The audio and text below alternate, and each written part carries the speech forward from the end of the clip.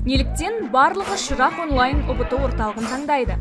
Себебі ол жерде ең үздік мұғалімдер болған соң ба? Мүмкін ерекше түсіндіру методикасы үшін бе? Әлде бәлкім ыңғайлы формат үшін? Бұның барлығы да шындық.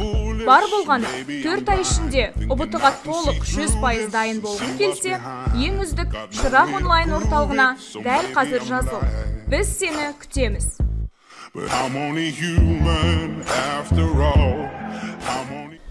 Қайырлы күн оқушылар. Алдыңғы сабақта сіздермен танысқан болатынмын. Сіздермен мен Еркегүл апай. Бүгін қазақ әдебиеті 2024 жылғы жаңа нұсқамен танысамыз. Демек, жаңа форматтағы нұсқамен. Ал кеттік. Бірінші сұрақ. Қорқыт атаның тәкаппарлықты тәңірі сүймес нақыл сөзімен үндес қазақ мақалы. Демек, мына жақта бізде сұрақ қиын емес, тек мағынасын ашып алсақ болды, я? Бірінші тәкаппарлықты тәңірі сүймес деп тұр. Тәкаппар деп қандай адамды айтады? Демек, басқа адамдарды көзге ілмейтін, я, өзін тым жоғары санайтын, бірақ қолынан онша бір керемет іс келе бермейтін адамды айтамыз, я? Тәкаппар деп. Енді айтылған сөз, айтылған оқ деген, ол не? Уәдеде тұру деген мағына білдіреді ғой. Уәдеде тұру, я? Уәдеде тұру мен тәкаппарлық екеуі бір-бірімен мағынасы жағынан алшақ. Менмендік туған анаға да жақпас дейді. Менмен деген сөз, тәкаппар деген сөзге не болады? Синоним бола алады, я? Демек, оның да мағынасы қандай деген сөз? Барынша сондай қасиеттен, менмен қасиеттен аулақ бол деген мағына білдіріп тұр. Мына сөйлемде тура сондай. Демек, бізде мынау дұрысқа келеді екен. Келесін көреміз. Болған кісі болдым демес, болдым десе болған емес деген. Бұл не деген сөз? Білім бағанаға алу жолында іздену керек деп тұр. Білім алу жолында тоқтап қалма деген сөз. Болдым, болған кісі, болдым деген сөз, мен болдым, толдым, білдім бәрін деп тұрса, ол адам демек толыққанды ақпараттың барлығын біле бермейді дейді. Бізде көбіне Сократ, Әл-Фараби сияқты біздің ғұламалар көп айтады. Мен өзімнің ештеңе білмейтінімді нақты білем деп. Ары қарай, ақылы жоқтың арманы жоқ дейді. Мынаның мағынасы қандай? Ақылы жоқтың арманы жоқ деген бағанаға арман қоя білмейтін адамдар, күнделікті күйбең тірлікпен ғана жүре беру туралы айтылып тұр ғой. Сондықтан бізде ең сәйкес келетіні мына нұсқа В нұсқасы екен. Екінші сұраққа көшеміз. Аяз би ертегісінде кездесетін кейіпкерлер қатары. Енді жалпы Аяз би ертегісі аса күрделі шығарма емес, ертегі болғандықтан бұның ішінде аса бір көп те кейіпкер жоқ, я? Тұрмыс салт ертегілерінің қатарына кіреді. Шыншыл ертегілер. Бапыхан күнке деген бұл қай шығарма? Жылан Бапыхан елі, я ол елге барғанда алдынан 2 жылан шығады деп айтатын ертөстік. Ертөстік ертегісі. Ары қарай Ерназар Кенжекей дейді. Тура сол ертөстіктің нелері, мынау кейіпкерлері. Ерназар деген ертөстіктің әкесі, Кенжекей деген жары, я, күнке деген ертөстікпен бірге жер астынан шығатын, жердің астына бірге түсіп шыққан бағанағы күң, я. Бапыхан, жылан Бапыхан деген сол елдің ханы, жер асты елінің. Уәлібай мен Меңді сұлу деген, я, міне әкесі мен қызы. Бұл бізде Аяз биде бар. Бапыхан Меңді қыз дейді. Меңді бар, бірақ Бапыхан бізге сәйкес келмейді, я? Дұрыс. Кеттік. Қыз жібек жырындағы Қаршығаның іс-әрекеті. Қаршыға деген кім екен еске түсіріп алайық. Қаршыға деген Сырлыбай ханның оң қолы. Сырлыбай деген кім? Қыз жібектің әкесі.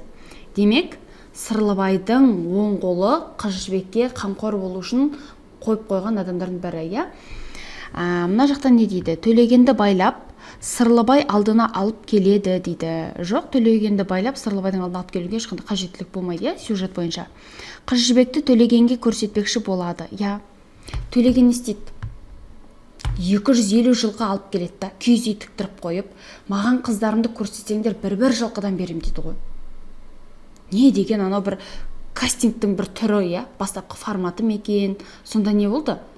Кәдімгідей өзіне де жар іздеп, қыз іздеп Ақжайыққа кеп не істеп жатыр, жылқы таратып жатыр ғой. Сосын оған кім келеді? Қаршыға келеді, айтады, я.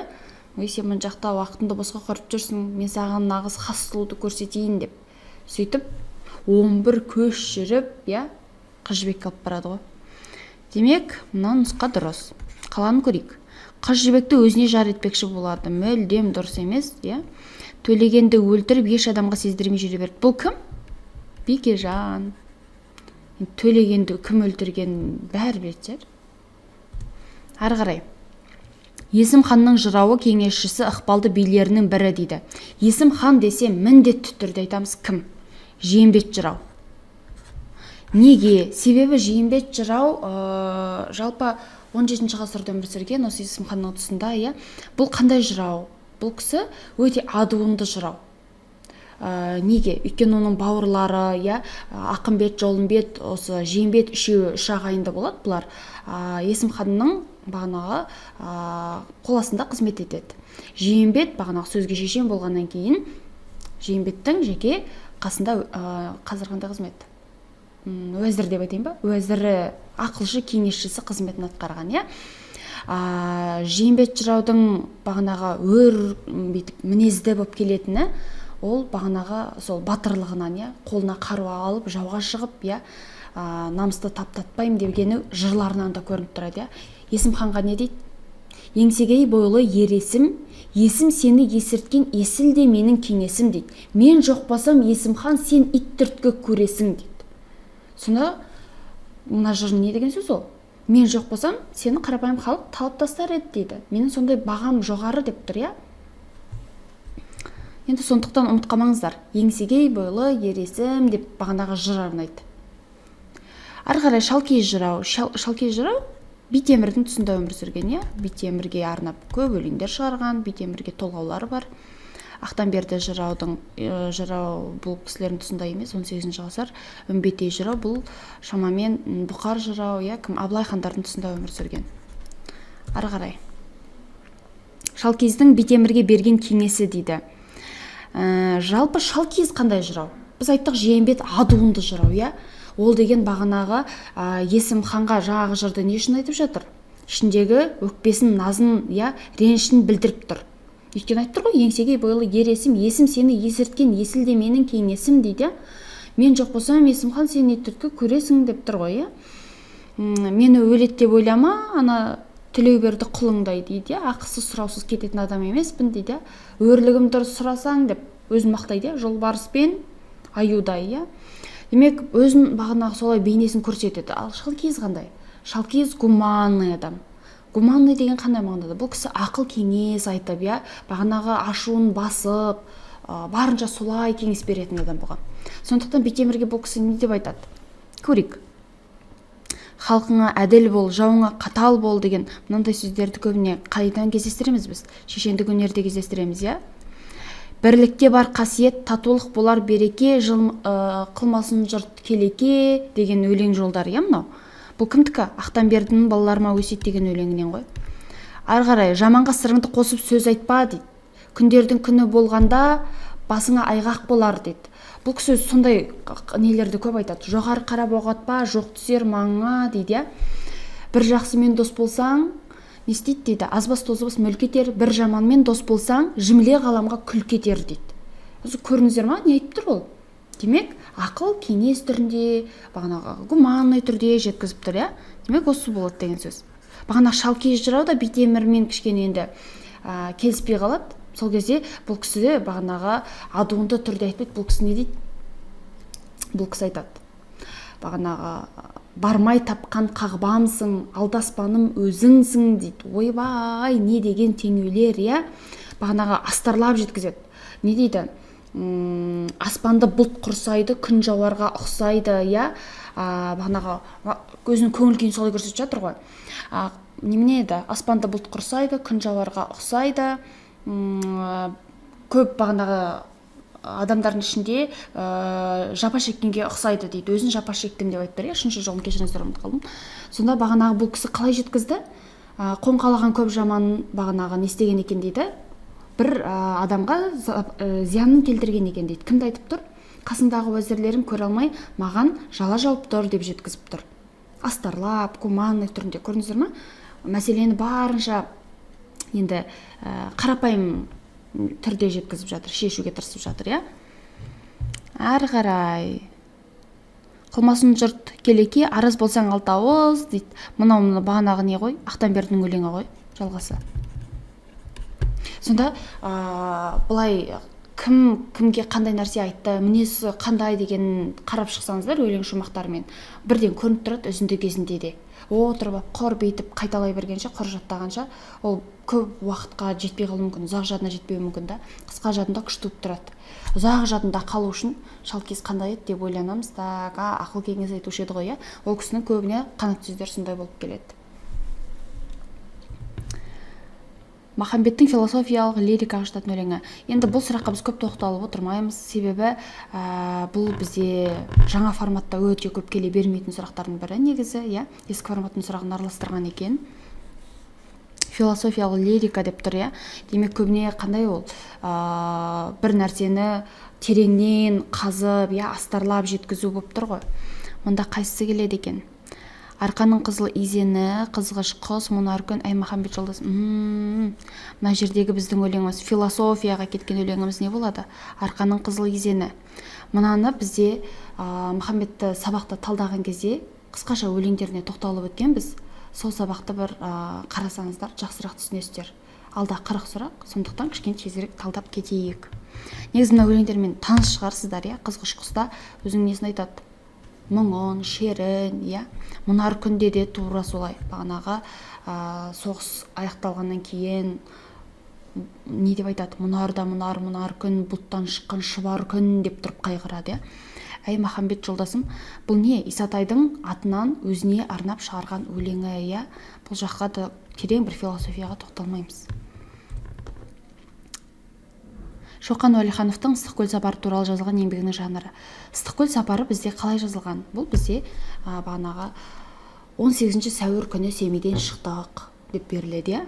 Демек, әр өзінің барған жерлеріне қысқаша сипаттама айтып, күнін жазып отырған. Бұл бізде не деп аталады? Күнделік. Роман деген бізде қанша болу керек? Көлемі де айтатын, ауқымы да кең болу керек, жанр түрі бойынша. Хикаяның көлемі бағанағы бізде шағын, романмен салыстырғанда, әрине, бірақ та хикаяның басы, ортасы, соңы белгілі бір бұл жерде не болады? Сюжеттік желі болады, белгілі бір қиындыққа ұшырапты, сөйтіпті, бүйтті, жеңіпті деген сияқты. Әңгіме де хикаяға ұқсайды, бірақ та бағанағы біздің әңгіменің көлемі одан да қандай болады? Тар болады деген сөз, Мысалға, бұлай болуы мүмкін, Арман деген бала болыпты, сабағын оқи алмай қиналып жүріпті, сөйтіп ол балаға оның Мақсат деген досы көмектесіпті. Сөйтсе Мақсат деген досы күнде таңғы сағат 5-те тұрады екен. Сөйтіп ол өзінің қиындығы шешіп алып, ол да таңғы сағат 5-те тұрып, өзіне дос тауып, екеуі бірге оқыпты, өстіпті, бітсе әңгіме. Ыстықкөл сапары олай емес бізде, Ыбырай Алтынсаринге қатысты ақпарат.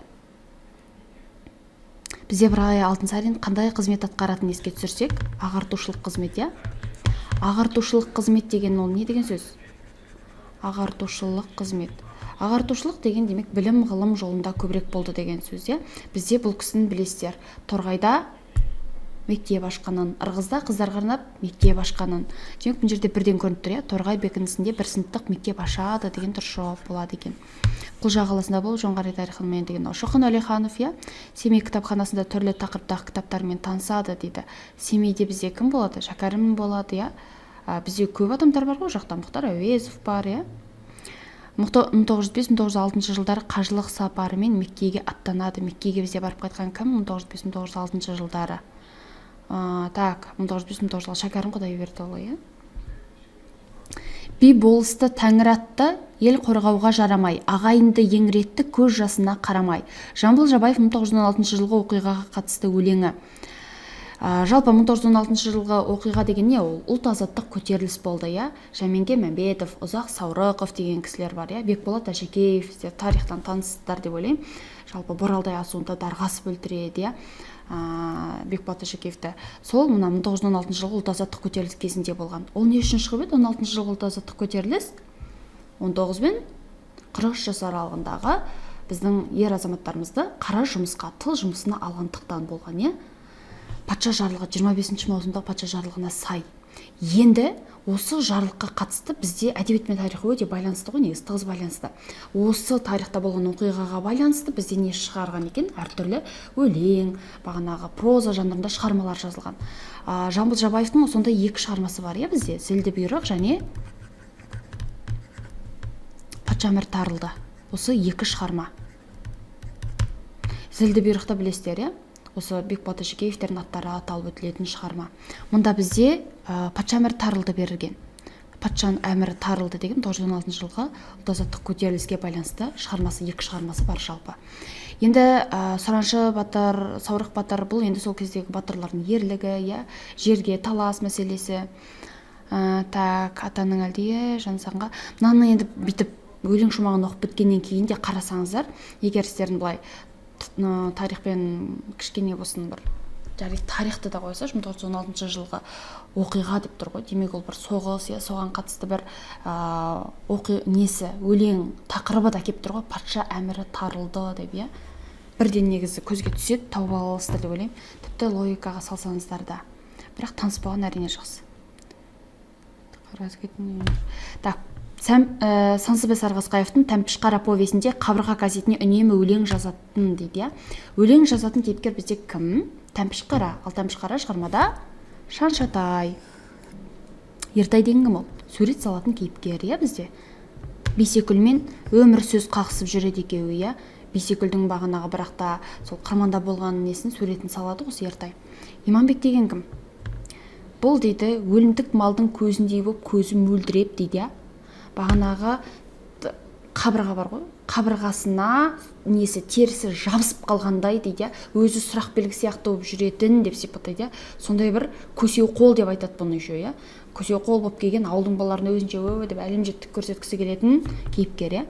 Бұның ешқандай бағана мына жерге қатысы жоқ. Алыстан арбалап материал тасымаймын, архивтің шаңын жұтпаймын, жақыннан өз басымнан кешкенде өзім байқап түйгендерімді өз айналамды дорбалап жинаймын. Бір сөзбен айтсам, өзін жазатын жазушымын. Мінез құлық жағынан қожа өзге емес, менің өзіме ұқсайды дейді. Мына жерде енді басқасын білмесеңіздер де қожаны білесіздер, иә? Киносы бар, менің атым Қожа деген. Мына Қожа деген кейіпкер маған ұқсайды дейді. Оның авторы кім? Менің атым Қожаның авторы. Соны білсеңіздер болды ғой, басқасын білмей жатсаңыздар да. Демек, оның авторы Бердібек Соқпақбаев. Бердібек Соқпақбаев, иә, менің атым Қожа. Жалпы бұл кісінің Балық шағының аспаны деген шығармалары бар. Шығармаларын бәрін оқысаңыздар, шынымен де ақ өз өмірінен алып жазған, сондықтан оқып отырған кезде кәдімгі көзіңе сол бір кезең елестеп,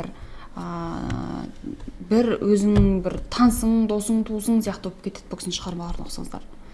Менің атым Қожамен енді таныстар, ал менің Балық шағының аспаны деген кітап, жақсы кітап. Оқып таныссаңыздар болады.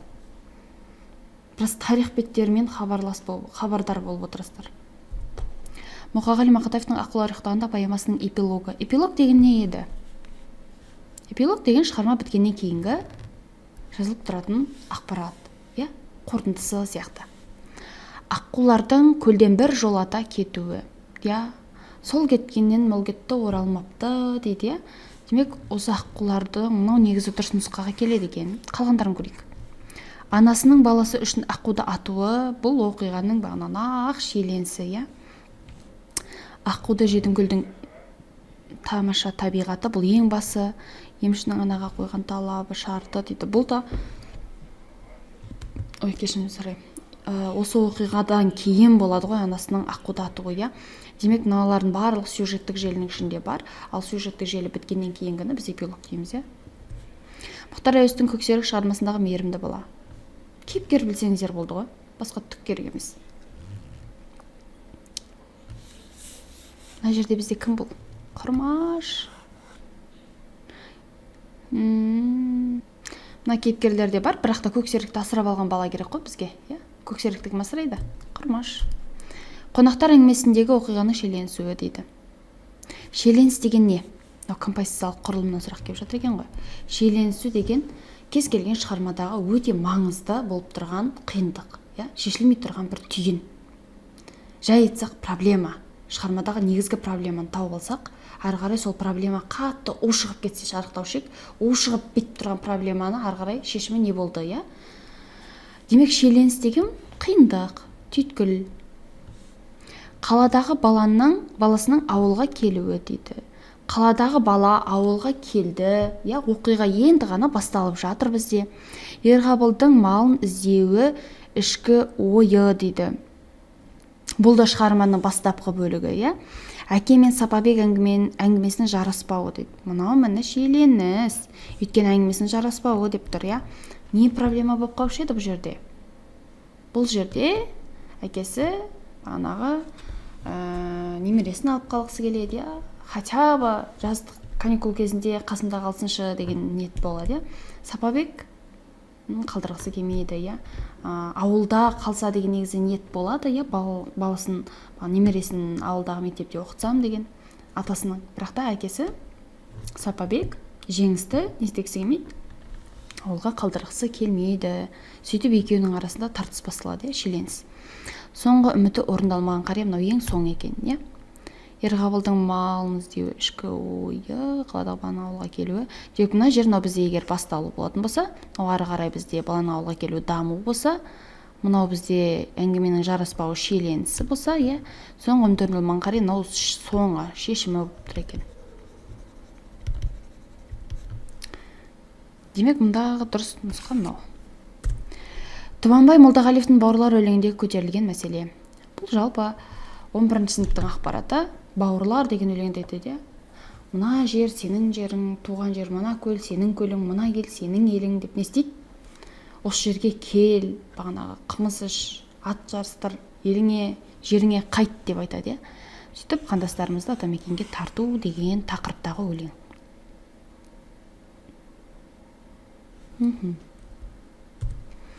Тату болса ағайын жақын, ақылшы болса апайың жақын, бауырмал болса інің жақын, инабатты болса келінің жақын. Қазбек бидің кім жақын, не қымбат, не қиын шешендік сөзінде қолданылған троптың түрі дейді. Троп, иә. Так, оңай екен, иә бұл. Неге? Себебі бізде бұл жерде не бар? Қайта-қайта қайталап тұрмын, иә, бір сөзді. Жақын, жақын, жақын деп. Демек бұл не деп аталады деген сөз?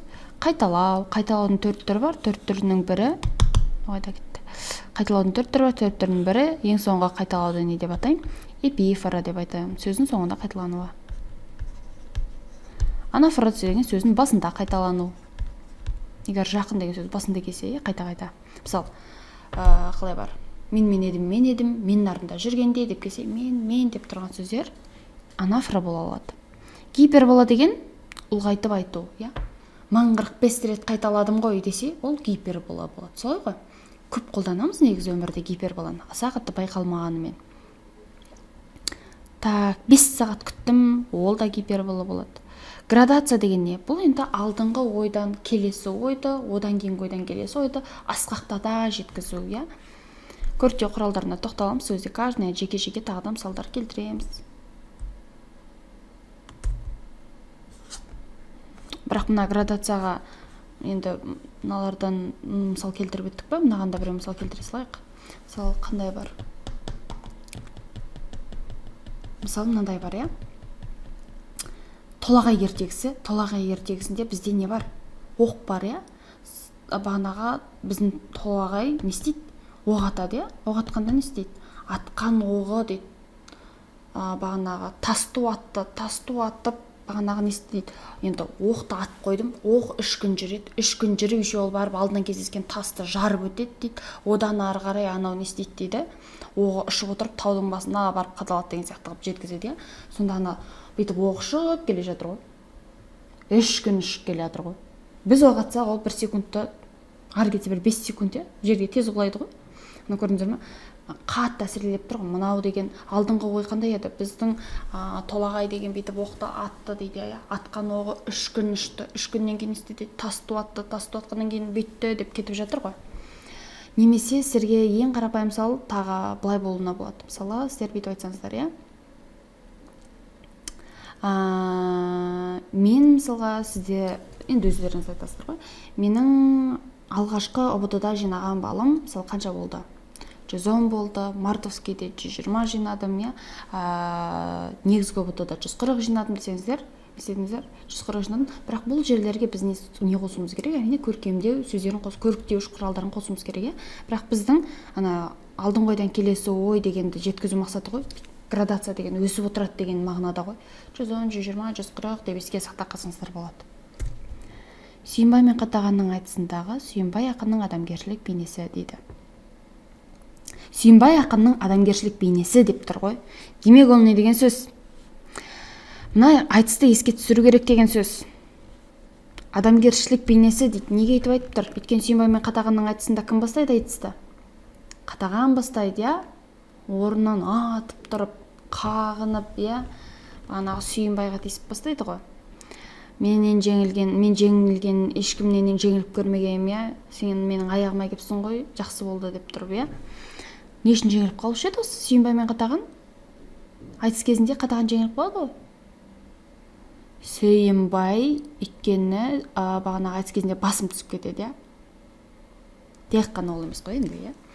Жалпы ең негізгі себеп бағанағы Қатаған бұл қырғыздың ақыны, иә.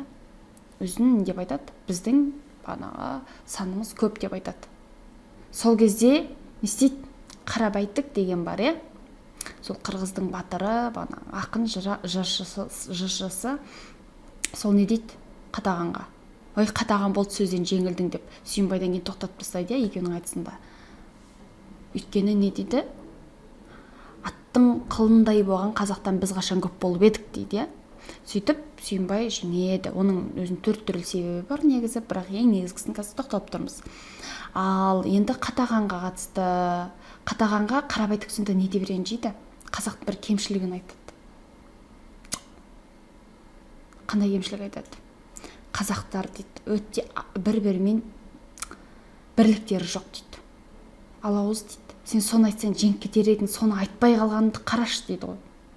Ақты, иә. Жарайды. Түсіндік қой, иә.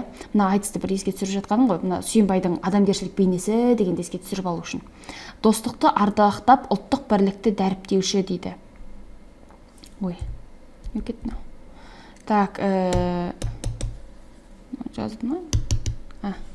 Енді бұл жақта достықты ардақтап дейді, иә. Демек, иә, Сүйінбай айтысында не айтады? Қазақ пен қырғыздың арасындағы достыққа тоқталады. Бағанағы Қатағанның біздің руымыз көп, адамдарымыз көп дегенне өзіміздің бағанағы орта жүз, ұлы жүз, кіші жүзден шыққан батырларды, ақындарды, жыршыларды айтып, не істейді? Қатағанның мысын басады, иә. Бірақ соған қарамастан Қатағанға артық дөрекі сөздер қолданбайды, иә. Бірақ әрине отты сөздерді қолданады. Демек, достықты ардақтайды, ұлттық бірлікті дәріптеуші дейді. Көрдіңіздер ма? Демек, бағанаға бұл кісі біздің немізді, кемшілігімізді керісінше не істей білген, ұтымды қолдана білген, біздің кемшілігімізді енді жасыра білген. Не деп айтады? Жақсылығын асырып, жамандығын жасырып дейді ғой. Өлең шумақтарын жақсы жеткізген деген сөз, иә. Мұнда не дейді екен? Ел арасындағы өсек аяңды тоқтатушы дейді. Жоқ. Қандай өсек аяң ол? Қырғыз қазақтың батырларын салыстырушы дейді. Жоқ. Керісінше. Ел ағаларының атаға абыройын жырлаушы дейді. Жоқ. Шенеуніктерді мақтап отыра ма Сүйінбай? Бар ба бе? Абай Құнанбаевтың болыс болдым мінеки өлеңдегі болыс бейнесі. Мына өлең естеріңізде бар ма? Болыс болдым мінеки дейді, бар малымды шығындап деп айтады ғой. Сосын не дейді? Бастықтың сөзін қалай тыңдаймын дейді. Бас изеймін шыбындап дейді. Ал әлсіздің сөзін салғыртсып шалауғам деп айтады. Мен өлең шумақтары өкінішке орай есімде жоқ, жалпы мазмұны бойынша. Болыс болдым мінекейдің сонда бағанаға болыс болдым деп айтып тұрғаны, мына жердегі болысы қандай екен? Бағанаға өзінен жоғары лауазымы, я бастық адамдарды көрген кезде бас изеймін шыбындап дейді, сенгі дұрыс дей берем дейді, я. Одан кейін бағанаға әлсіз адамдарды көрсем дейді, оларға не істеймін дейді. Әкіреңдеп бағанағы, бағанағы сөздерін тыңдамаймын дейді. Демек, осыған келетін қандай екен? Адал мейірімді дейді. Не деген адалдық, не деген мейірімділік бұл болыста, иә? Әрине ол дұрыс келмейді. 200-ді жемқор дейді. 200-ді келе ма? Келеді, иә? Өйткені бізде не деп тұр? Бастықтардың алдында басқа, қарапайым халықтың алдында басқа деп тұр, иә? Жемқор әрине. Не үшін болыс болып отыр ол, иә? Болыс болды мінеке бар малымды шығындап, бүкіл малын беріп, ана лауазымға келу не? Ол қандай мақсатпен келіп тұр? Қарапайым халықтың алып малын жеу болып тұр ғой. Келесін көрейік. Жанашыр қамқор дейді. Қатты жанашыр болып тұр ғой, иә? Сөзін мүлдем тыңдамай. Көрсе қызар күншіл дейді. Көрсе қызар деген қандай адам? ананы да ала берсем, мынаны да ала берсем деп ойлайтын адамдар, иә. Және күншіл дейді. Күншіл деген көре алмайтын адам, иә. Бір-бірін күндеп, әрине бұл да бар, бірақ та мына жердегі негізгі бейнесін ашатын өлең шумақтарында сөздер берілген, иә. Сондықтан мына нұсқаны біз таңдап тұрмыз. Келесі, Шәкәрім Құдайбердіұлының жастарға өлеңінің идеясы дейді. Жастарға деген қандай өлең еді? Жастарға деген өлеңде бізде айтады, иә, білім ғылымды үйрену үшін кімге барып жүгінейік дейді? Абайға барып жүгінейік дейді, иә. Абайдан барып білім ғылымды үйренейік дейді. Оның бағанағы ақыл кеңестерін алайық дейді. Мүмкіндігіміз бар кезде дейді, иә. Демек, білім ғылымды үйренуге насихаттаған өлең ғой. Жастардың адалдықты сүюге, өнерлі ғылымды игеруге шақырады дейді. Міне, дұрыс ответ тұр екен, бірақ қалғандарын көрейік. Жастарды отан қорғауға, жігерлі, қайратты болуға шақырады. Бұндай болу үшін біз мысалы қандай өлеңді алуымызға болады? Бір Махамбеттің өлеңдерін оқысақ, сондай болуы мүмкін, иә? Өкінішке орай. Өмір құбылыстарын және заман өзгерістерін кестелеп суреттейді дейді. Жоқ. Бұл өмір құбылыстары, заман өзгерістері дегенді біз қайсысынан кездестіреміз, кімнен кездестіреміз? Көп ақын бағанағы жазушыларымызда бар. Соның ішінде 19 ғасыр, әсіресе зар заман ақындарында замана көрінісі айқын көрінеді, иә. Ары қарай жастарды ұлттық құндылықты, салт дәстүрді сақтауға шақырады дейді. Жоқ. Шығаның белгісі обашының бұрынғы атауы. Бұл ең оңай сұрақтардың бірі. Егер мұқият оқыған болсаңыздар, мұқият оқымасаңыздар, онда қазір біліп аласыздар. Шыған белгісі обашының бұрынғы атауы әрине де қамсақты емес. Тарғыл өгіз сойған ойбай. Күшті варианттар бер қойыпты. Бақытсыз Жамал романдағы оқиғалардың дұрыс реті дейді. Мына жерге енді сәл-пәл логика қоса салсаңдар да шығады. Егер оқиғаны оқыған болсаңыздар, иә? Бірінші не болады бізде? Жамал мен Ғалидің таныстығы дейді. Бұл мен басталмайды оқиға. Екі жастың бас қосуы, Ғалидің өлімі, Жамалдың Жұманнан көрген қорлығы, мынау негізі соңғы оқиғалардың қатарында ғой. Соңғы жақта. Сағынып көрген баланың дүниеге келуі, иә, мәні мынау бас жағында кездеседі. Жамалдың көз ашық өнерлі болуы өсуі, Байжан мен Сәрсенбайдың құдалығы. Мәні мынау басы, мынау соңып тұр ғой. 4-пен басталып 3-пен біту керек қой. Болды, сөйтіп тауып алсаңыздар да болады. Ары қарай қалған бөлігін де тексеріп көре салайық, иә. Сағынып көрген баланың дүниеге келуі, иә, бағанағы Сәрсенбайдың бағанағы Шолпан деген тоқалынан дүниеге келеді Жамал, иә. Ол бала болған қатты қалғандықтан ерке шора қып өсірген, иә. Қатты не істеді? Бағанағы бәйбішесінен бала болмағаннан кейін Шолпанның енді қыз бала дүниеге келіп тұр ғой. Қатты еркелетіп жақсы көріп өсірді, иә. Демек, ең басында Сәрсенбайда бала болмаған. Демек, 4 дұрыс деген сөз. 2-мен біткен не екен көрейік. 2 жастың бас қосуы, Ғалидің өлімі дейді.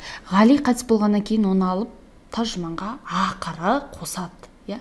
Сондықтан оқиға бұмен бітпейді. Ары қарай 6-мен басталыпты. Байжан мен Сәрсенбайдың құдалығы дейді. Ойбай, әлі Жамал дүниеге келген жоқ қой бұл жерде. Мынаны автомат сызбасаңыздар болады. 2 дейді. 2 жастың бас қосуы, Ғалидің өлімі. Құдай-ау, бұл жақта да сразу өліп қалды, ал енді кімнің баласы мына жақта айтып тұрған, сағынып көрісіп жатқан, иә. Логиканы қоссаңыздар да тауып аласыздар ғой, мен сыдан. Ары қарай кеттік. Так, 5 дейді. Жамалдың көз ашық өнерлі болуы, иә. Айттық жаңа, иә. Еркек шора болып өседі. Кейін бағанағы молдалар үйіне келгеннен кейін қыз бала ретінде бағанағы өсіре бастайды. Ақындығы бар, әдемі қыз болып өседі. Ары қарай 6. Байжан мен Сәрсенбайдың құдалығы, иә. Байжан деген Тажманның бағанағы әкесі, иә. Сәрсенбай екеуі құдаласады, себебі Сәрсенбайға болыс болуға көмектеседі деген ниетпен, иә. Ал Сәрсенбай негіз оның алдында қызын өзінің теңіне қосам деп жүрген еді. Сөзінен тайқып шықты әкесі, өкінішке орай. 1. Жамал мен Ғалидің таныстығы. Құдаласып қойды. Құдаласып қойғаннан кейін, әрине, той жиын бастаңғы кезінде Жамал мен Ғали танысады, иә. Жамал да әрине бірден оның сөзінің хаттарына жауап беріп кетпейді. Өйткені өзінде ішкі бір қайшылықтары болады. Кейін жауап береді. Екі жастың бас қосуы ақыры не істейді? Анасының бағанағы құптауымен анасының батасын алып қашып кетеді. Бірақ ақыры Ғали сол жерде қайтыс болады. Ең соңында Жамал бағанағы Жұманнан көрген қорлығы Жұман оның тепкінің астына алады. Аузынан ақ ит кіріп көк ит шығып, ақыры Жамал қайтыс болады. Демек бізде мына нұсқа дұрыс. Қазіргі заман талабына сәйкес білім ғылымды тез үйренудің жолы жайлы айтылған Абайдың қара сөзі дейді. Қазіргі заман талабына сәйкес білім ғылымды тез үйрену дейді. Білім ғылым деп қалды ғой мына жерде бізде. Білім ғылым деп қалса, бұл қайсысы? 17, 19 саймыз. 31 мен 32, 31-де не туралы айтылушы еді? 31-ші қара сөзде естіген нәрсені ұмытпастыққа 4 түрлі себеп бар деп айтады. Әуелі көкірегі берік, байлаулы болмақ керек дейді. Демек, бұл емес. Неге? 31-ші қара сөзде есте сақтаудың 4 түрлі жолын айтады. Ол не деген сөз? Бізге қарапайым тілмен айтқанда памятің жақсы болудың 4 лайфхакын айтқан ғой. Лайфхак. Абай Құнанбайұлы айтып кетті. Танысып шықсаңыздар болады. Біз бұны талдағанбыз негізгі сабақта. Ары қарай. Демек, бұл да емес. 32-ші қара сөзде бағанағы білім ғылымды үйренем десең деп тұрып айтады. Мынадан аулақ бол, мынаған жақын бол деп бағанағы 6 түрлі нәрсені бізге айтып тоқталып өтеді. Значит, мынау деген сөз. Мына 17-ші қара сөз ең танымал қара сөзі ғой, білетін шығарсыздар. 17 не туралы еді? 17-де міне мынау туралы айтылады. Жарайды, бүйтіп айта салайын. Жүрек, ғылымға келіп жүгінеді ғой. Ғылымға келеді. Кім жүгінеді? Ақыл, жүрек, сосын кім жүгінеді? Қайрат жүгінеді. Қайрат деген не ол? Қайрат деген ерік жігер, күш, мотивацияң деп айтайын ба?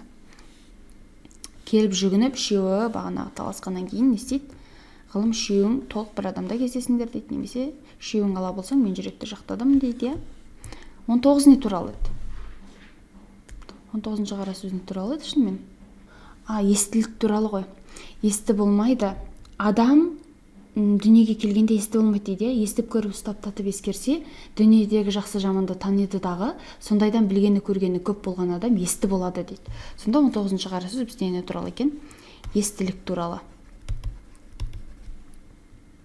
17-ші қара сөз білім. Мынау бізде не болды? Есте сақтау туралы болды. 32-ші қара сөзге тоқталсам көп тоқталып кетуім керек. Мұхтар Әуезовтің Абай жолы романында сол үшін де өз өмірімде өлгенше асыл сөзіңді сақтармын, ата тәрбиеңді ақтармын ағажан деп Абай еккен ізгілік дәні жалғасын табатын аңғартқан кейіпкер. Бұл сұрақ логикаға негізделген, егер ұмытып қалған болсаңыздар. Сөзінің өзі айтып тұр кім екені. Ол кім бізде? Ербол деген кім еді бұл? Досы, Дәркембай деген кім бұл? Дәркембай деген кедей жатақ, бұған Абай көмектеседі, Бағанағы Оспан деген кім? Інісі. Дәрмен деген асырап алған баласы. Қараңыздар, мына жерде досы Ербол, Негізі Абайдың өмірінің соңғы жағы өте ауыр, Жақындарының барлығы бірінен соң бірі кетеді ғой. Сонда мына бағанағы Абайдың өзі сол үшін де өз өмірінде өлгенше Абай өлгенге дейін қатты ауыр хал үстінде жатқанда, мен егер қателеспесем, осы сөзді айтады. Кім айтады? Абай ауыр хал үстінде жатқан кезде айтады деп тұрмын, Досы Ербол ма? Досы Ербол Абайдан бұрын қайтыс болып кетеді. Сондықтан бұл кісі айтпайды. Оның үстіне ағажан деп қолданбайды, Дәркембай деген кедей жатақ, бұл Абайдан үлкен.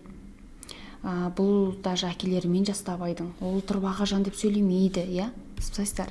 Дәркембай деген кейіпкер Абайға осы дәрменді табыстаған адам ғой. Қодар мен Қамқан оқиғасын білетін шығарсыздар. Сол Қодар мен Қамқан оқиғасынан кейін бағанағы Құнанбай қажылық аттанар кезде алдынан осы Дәркембай шығып, дәрменнің несін сұрайды? Бағанағы қарызын сұрайды, қарызымнан беріп кет, Құнанбай сен қарызсың деп. Сол кезде Абай өзінің мойнына алады. Әкемнің қарызы менің мойнымда деп. Кейін дәрменді асырап, өз балаларының кем көрмей өсіріп, ақындыққа баулап, білім ғылым жолына түсіреді. Сол кезде Дәркембай өлерінің алдында айтып кетеді абайға: сен сол кезде сөйтіп айтып едің, қарызыңнан толығымен құтылдың деп. Сөйтіп өзінің баласын табыстап кетеді бұл. Ары қарай Оспан інісі де абайдан бұрын дүниеден озады. Мына үшеуі де. Бағанағы Оспан бұл енді үстіп сөйлей ма, сол үшін де өз өмірімде өле-өлгенше асыл сөзіңді сақтармын деп қайдағы Оспан алып, бақан алып, ана киімнің ішіне салып жіберіп, тырқылдап күліп жүрген ғой. Андай тентек деп айта ма? Тентек қой. Асау тайға мініп ап деген, деп ана тайды қоймай жүріп бағындырады ғой Оспан деген. Інісі өте андай бір не дейді, бұзық болып өседі. Бұзық. Солай дұрысырақ түсінікті болады жар, Енді ол тұрып мәдени, әдеби түрде ағажан деп сөйлеп тұрмайды. Сөз саптауына қарасаңыздар да тауып аласыздар. Дәрмен деген міне айттым жаңа, ақындыққа баулған, Абайдың аузынан шыққан сөздің барлығын тура қағып алып отырған. Өте не дейді, дарынды шәкірттерінің бірі болған. Бұл жалпы прототипі кім, білесіздер ме? Прототип деген өмірде бар тұлға, Мысалы Абай жолында бар ғой. Кім? Мысалы бізде Барлас пен Байкөкшенің прототипі бар, Сол сияқты Дәрменнің де прототипі бар. Егер білсеңіздер, жазып кетіңіздер. Мықтысыздар деген сөз. Білесіздер Дәрменнің прототипін. Барлас пен Байкөкшенікі кім? Біржан Сал мен Дулат Бабатайұлы. Дәрмен өте маңызды кейіпкер. Оның прототипін бос қосырамадым негізі. Дәрменнің прототипі астына жазып кетсеңіздер болады. Ойлаңыздар, Абайдан тәлім тәрбие алған кім болуы мүмкін?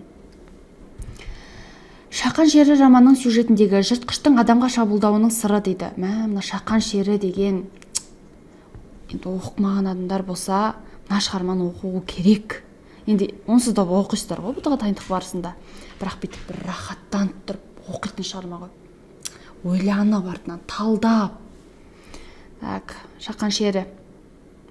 Кейіпкер кім бұл жерде? Шақан, Жолбарыс, бағанағы Шақан, Жолбарыс ең негізгі тоқталайды деген, әйелі баласы бар, Шақан шері романындағы дейді, жыртқыштың адамға шабуылдауының себебі дейді. Жыртқыш деп тұрған кім? Жолбарыс. Жолбарыс мына Шақанның әйелі мен баласының өліміне себепкер болады, Себепкер болғанда бір триллер қылып айтайын ба? Жолбарыс кәдімгі әйелінің, Шақанның көзінше әйелінің басын шайнап тастайды ғой. Сөйтіп баласын тістеп алады да алып кетіп қалады. Шақанда, қазіргі тілмен айтқанда, психологиялық тұрғыдағы травма деп айтайын ба? Сондай болып қалады, Енді сұмдық нәрсе ғой. Көз алдында әйелінің басын шайнап салып, баласын алып кетіп қалды. Ажар ғой әйел. Енді не істейді Шақан? Енді сендерден сұрап тұрсың да, Жолбарыс адамға шабуылдауының сыры неде дейді. Жолбарыс не үшін адамға шабуыл жасаған екен дейді. Шынымен ойланып қаласың ғой, жай ма деп. Бірақ Жолбарыс шабуыл жасай беруі мүмкін деп ойлап отқандар бар шығар, Адам мен табиғат арасындағы тепе-теңдіктің бұзылу салдарынан дейді. Осы вариантқа қайтып келейік, Адам жегіш жолбарыстың ауыл адамдарына кезігуі салдарынан дейді. Адам жегіш жолбарыстың ауыл адамдарына кезігу салдарынан дейді. Әрине де солай ма? Жоқ. Неге? Кейін Шақан мықты әккі аңшы болады ғой. Жолбарыстардың бытшын шығарады. Талай жолбарыстарды аулайды бұл. Тәсілдерін айтамадым мен. Не деген тәсілдер? Сонда енді бұл тұрып адам жегіш жолбарыс деген болмайды. Себебі бағанағы жолбарыстар өз бетімен ешқашан не істемейді екен, адамдарға шабуыл жасамайды екен. Сондықтан мына вариант дұрыс емес. Адам жегіш жолбарыс келді де, мына жерде ауыл бар екен ғой, давай шабуыл жасайын деген жоқ, Адамдардың жолбарыс шөнжіктерін қырып жоюларынан, адамдардың жолбарыс шөнжіктерін қырып жоюынан дейді, көрейік. Жолбарыс пен оның шөнжіктерінің аш болу салдарынан. Жоқ.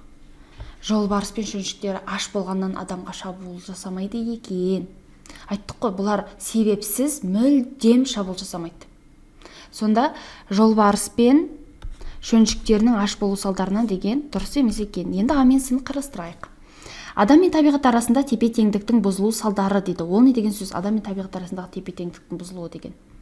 Демек, бағанағы адамдардың өзінен мықты түз тағысын аулауы, еш нәрсеге қарамай өздерінің бір белгілі бір мақсаттарына, киім болуы мүмкін, еті керек болуы мүмкін. Енді негізі көбіне терісіне бола аулайды ғой, бағалы болғандықтан. Енді қарап тұрсаңыздар, адамдар не істеді? Түз тағыларын аулап бастады, Ол тек қана шөнжігін ауламады, үлкенін аулап жатыр. Негізі көбіне үлкендерін аулайды, Ал шөншіктері, бағанағы енесі жоқ болса, көпке бармайды олар. Енді ғана дүниеге келген болса, өздері ақ қырылып қалады олар. Ал бағанағы аңшылар көбінесе кімдерді аңдайды? Аулайды? Жолбарыстарды аулайды, терісін сату үшін. Демек, адамдардың жолбарыс шөншіктерін қырып жоюына деген вариант келмейді екен. Жолбарыстардың өздерін қырып жойып жатыр, шөншіктерін ғана емес. Шөншіктері қашып құтылып кететіндер қашып құтылып кетеді, қашып құтылмағандары өледі. Сонда жолбарыстардың өздерін аулады, сол үшін соған жауап ретінде жолбарыстар не істеп тұр? Адамдарға шабуыл жасап тұр дейді. Түсінікті ма? Жолбарыстар не үшін шабуыл жасаған? Өздерін, бағанағы мекендерін қорғау үшін, өздерін қорғау үшін. Жолбарысшымы дейді, жолбарыстың орналасқан жеріне кіріп кетеді адамдар. Демек, мынау адам мен табиғат арасындағы тепе-теңдіктің бұзылуы деген сол.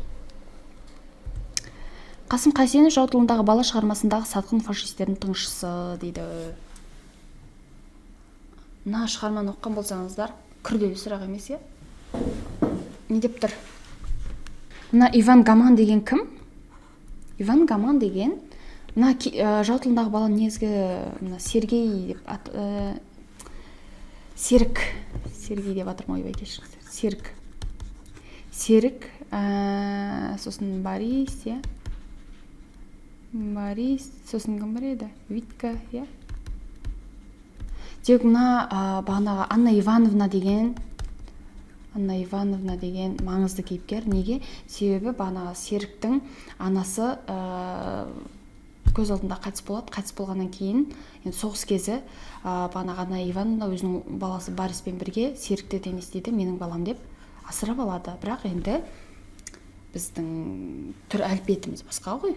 Бұлардың түр әлпеттері басқа. Сонымен әрине сұрақ туындайды, мынау қайдан жүрген бала деген сияқты. Сонда осы Серікті бағанағы Аннаның баласы емес екен, Аннаны ұстап бермек болған оның кезіндегі бір ауылдасы, құрбысы негізі сатып кетеді. Кім ол? Енді құрбысы деп тұр, түсінікті шығар, адамның аты ғой, қыздың аты Тамара Чуляк. Мына Иван Дементьевич деген кісі кім? Бұл осы Анна Ивановнаның әкесі. Абраменко деген осы Витка деген Сергей екеуі не істейді? Тыңшы қызметін атқарады, барып кел, шауып келдердің қызметінде болады, кейін жас партизан болады, Сол кезде мына Витка деген соның кімі? Әкесі. Мына Иван Гаманға тоқта қалдық қой. Иван Гаман деген осы Витканың негізі бауыры, бұлар өзі тағы бір-біріне қатты ұқсайтын үш адам бар. Сонда бұл жерде бізде сатқын кім? Тамара. Контекстке де келіп жеттік. Контекстті стопқа қойып оқып алыңыздар. Оқымай қалу қауіптеріңіз бар болғандықтан мен бір рет оқып жіберемін.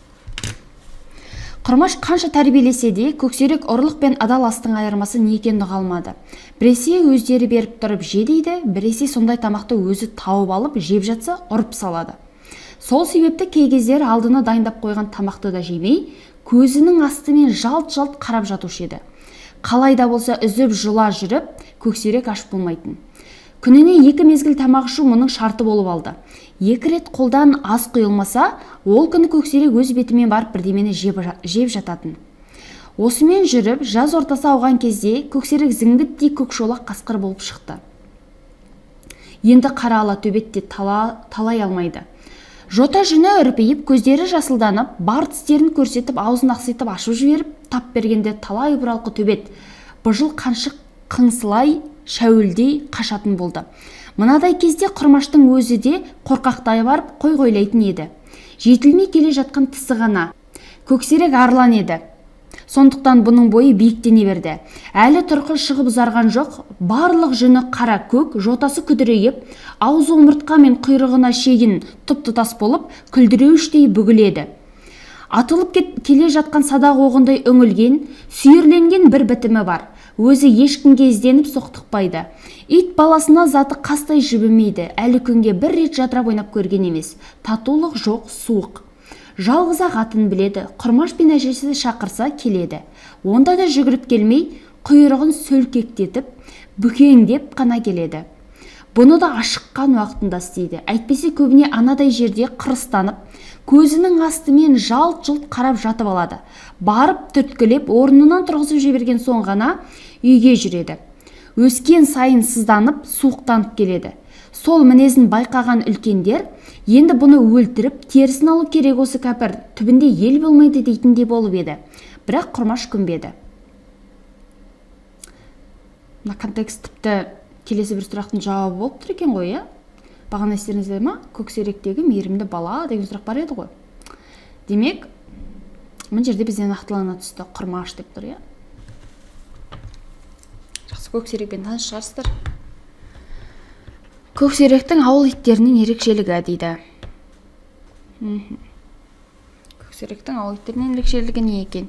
2 рет ас ішеді дейді, ешкімге өзі соқтықпайды, жотасы топ-тұтас күдірейген, жалғыз-ақ атын біледі дейді. Көксеректің басқа иттерден айырмашылық қандай екен, Мына жерге бүйтіп жазып қояйықшы. Ауыл иттері және көксерек. Ауыл иттері, бізде ауыл иттері 2 рет ас ішеді деген көксеректің ерекшелігі бола ала ма? 2 рет ас ішеді деген әрине көксеректің ерекшелігі бола алмайды. Себебі ауыл иттері 2 рет ас ішпейді деген сөз емес қой. Ауыл иттерінен бізге бір ерекшелігі керек қой. Олар істемейтін нәрсе деген сияқты мағынада ғой сонда.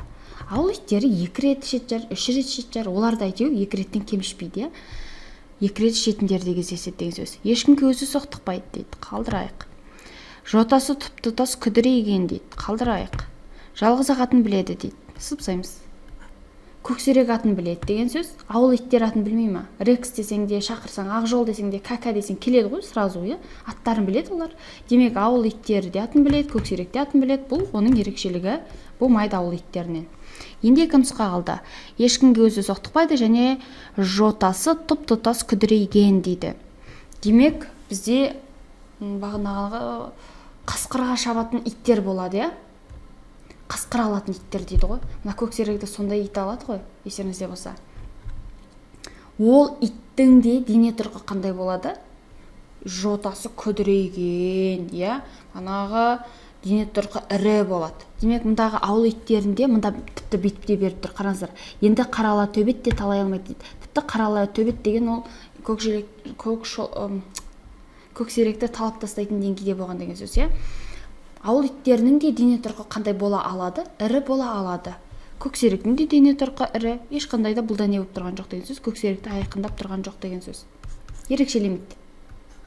Бірақ ешкімге өзі тиіспейді, соқтықпайды деген ерекшелейді. Себебі ауыл иттері не істейді көксерекке? Өздері келіп, банаға тиіседі. Бағанағы кішкентай кезінде көксерек не істейді ауыл иттері? Талап та тастайды, Сонда мына жерде кішкене логикаға салып, ойланып, жауап береміз деген сөз, Ерекшелеп көрсетіп қойған ғой міне. Өзі ешкімге ізденіп соқтықпайды дейді, Ит баласына заты қастай жүрмейді. Демек, қанша итке қас болып тұрса да, өзі барып бірінші не істемейді дейді, итке соқтықпайды дейді, Бірақ иттер қасқырды көрсе атылып тұрады ғой. Сонда мынау ерекшелік болып тұр. Құрмаштың көксерекке деген сезімі дейді. Көксерекке деген сезімі қандай болуы мүмкін? Соңғы абзацта байқадыңыздар, айтады, енді бұны өлтіріп терісін алу керек, осы кәпір төбінде ел болмайды деп тұр, Деп мынаны өлтірек деді. Құрмаш бәрі-бір, көріп тұр ғой. Арлан болып, дәу қасқыр болып өсіп келе жатқанын, қырыстанып жатып алатынын, бағанағы тамақты адаласты айыра алмайтын бәрін көріп тұрса да, көксеректі Құрмаш не істеді? Жақсы көрді. Сондықтан мына жерде сондай вариант іздейміз. Шарасыздық таныту дейді. Көксеректі енді амал жоқтан ұстап жүрген жоқ, Ол көксерек жақсы көргеннен ұстап жүр, әйтпесе өлтір деп айтса, бір ауыз сөз ғой, ауылындағы әккі аңшылар өлтірейін деп дайын тұр. шыдамсыздық таныту дейді. Көксеректі қашан өлтіреді екен деп шыдамсыздық танытып тұрған жоқ, иә. Мейірімділік, иә, мейірімділік бар. Дәрменсіздік жоқ. Дәрменсіздік деген не? Қолынан шарасы келмеу, ештеңке қолынан келмеу деген сөз ғой. Қолынан келіп тұр, көксеректі құтқарып алып қалды ғой. Көксеректің ауыл иттерімен қастығының түп себебі дейді. Неге ауыл иттерімен қас? Енді ойланайық. Өзі ешкімге ізденіп соқтықпайтындықтан, мен өзім ешкімге тиіспеймін, мына иттер кеп маған тиісе берген қарашы деп жау болып кетті ме екен? Ойланайық, олай емес ау, бірақ тегі бөтен, табиғаты бөлек болғандықтан дейді. Тегі бөтен, табиғаты бөлек болғандықтан. Итке қарағанда күшті, мықты болғандықтан. Мен сендерден бәрібірде мықтымын. Сондықтан маған кеп шабуыл жасай беріңдер. Мен сендерді жек көремін деді ма? Жоқ, иә. Одан да мықты ауыл иттер талай көксеректің бытышын талап тастайды ғой. Ары қарай жота жүні үрпиіп тез жетілгендіктен. Мынау енді тіпті ойланып қарасаңыздар, жота жүні үрпигендіктен итке қас деген келе ме? Бәрден сыпсайтын нұсқаларыңыз негізі, иә? Бірақ енді сөз мағынасын түсінбесеңіздер, науқат кетіп қалуы мүмкін бұл нұсқа. Енді өзі ешкімге ізденіп соқтықпайтындықтан дейді, және сіздерден бүйтіп сұрапты, түп себебі неде деп тұр. Бұның түп себебі не деп тұр? Бұл қасқыр, иә? Ал ауыл иттері ит. Қасқыр деген қойға шабады, itтерді соны қорып бағанағы күзетуге үйретіп қойған, иә? Сондықтан екеуі де бір-біріне қандай болып тұр? Қас болып тұр. Соны қасқырда бағанағы итті жақтырмай тұр дейді. Түп себебі сол болады екен. Үзіндінің басында айтылатын көксеректің тағы бір қыры дейді. Бұл енді контексттік жұмыс, иә? Спокойно тауып аласыздар. Мұнда не дейді? Міне, құрмаш қанша тәрбиелесе де көксерек ұрлық пен адал астың айырмасы не екен түсіне алмады, қалмады дейді. Мына жерде тұрмын. Демек, мұнда не болады? Үзінді басында айтылған кейіпкердің тағы бір қасиеті адал асты айыра алмау болады. Мәтіндегі үлкендердің пікіріме сәйкес келетін даналық ой дейді. Үлкендер не деді? Мынаны болды, терісін сыпырып алайық деді, иә? Бәрі бұл түбі жақсы болмайды деді. Кеттік, сонда іздейміз. Бөрі баласын астырағанмен ит болмас дейді. Келеді кішкене, иә? Бөрі азығы мен ері азығы жолда дейді. Жоқ. Бұл не деген сөз? Бөрі азығы мен ері азығы жолда деген түбі жақсы болмайды деген мағынада емес, иә? Жолға шықсаң азық табылар деп тұр, иә? Ол не деген сөз? Аң атып, құс атып әйтеу азығыңды табасың ғой деп тұр ер адамға. Қасқыр тойғанына емес, қырғанына мәз дейді. Қалдырайық. Қасқыр да қастық қылмас жолдасына дейді. Ойбай, қасқырдың достығы туралы айтылып кетті, иә? Түбінде адам болмайды деген нәрсе керек қой бізге. Қазір қанша бүйтіп тұрғанмен ол түбі жақсы болмайды деген мағына керек бізге. Мұнда сөйтіп айтып тұрмын міне. Енді бұны өлтіріп терісін алу керек, осы кәпір түбінде ел болмайды деп тұр. Не дейді екен? Қасқыр тойғанына емес, қырғанына мәз дейді. Қасқырдың мұнда несі кеткен? Қасқырдың озбырлығы кетіп тұр, иә? Мұнда не айтқан екен? Бөрі баласын асырағанмен ит болмас дейді, міне. Қанша қасқырды қазір аңды асырап, баптап күтіп өсіріп отырсаң да түбі ол саған ит сияқты қорған болмайды деп тұр, иә? Но баяғы түбі жақсы болмайды деген мағынаға сәйкес келеді екен. Сондықтан осыны тыңдаймыз. Мұнда мағына толық ашылмай қалды. Ал енді көптен күткен 31 мен 5 сұрақ. 35, иә? 31 мен 35 аралығы бізде сәйкестендіру сұрақтары. Кеттік. Роза Мұқанованың мәңгілік бала бейне шығармасындағы кейіпкерлерді сөздермен сәйкестендіріңіз дейді. Мәңгілік бала бейне кім туралы еді? Еске бір түсіріп өтсек, Ләйлек. Ақ Ләйлек деп айтады, Ләйла, иә? Ләйла. Ақ Ләйлек деп құмар айтады ғой. Ләйла деген әрине бағанағы бұл қандай кейіпкер? Бұл кейіпкер бізде дене кемістігі бар адам, иә? Бағана қанша үлкен қыз болса да, кіші бала сияқты болып, бағанағы дене тұрқы қолы ұзынырақ, иә? Дене тұрқы кішірек болып қалған. Құмар деген кім? Құмар деген сол Ләйлеге жақсы сөз айтатын, иә? Ол енді бағанағы Ләйләні жақсы көрген адамы, иә. Қатира деген сол ауылдағы Ләйлеге қамқор болып жүрген адам. Бір қатты қамқор да емес енді, бірақ қарайласып жүрген адамдардың бірі. Кеттік. Тойға келіп едік, иә, сені көріп қуанып кеттім дейді. Иә. Мына сөзді кім айтады бізде? Тойға келіп едік, сені көріп қуанып кеттім деп Ләйләні көрген кезде Құмар айтады, иә. Ары қарай таныдым, неге танымауым керек, бақыттысың ғой деп бұны Ләйлә айтады, иә. Ары қарай қарағым Ләйлә, сені де көрген қасіретің аз емес. Мына өте аянышты жер. Жүр, қарауылда той бар, соған барайық дейді. Бұны Қатира айтады. Мынаны бағанағы ауылға келген басшылар айтады. Екі басшы, қателеспесем, келеді.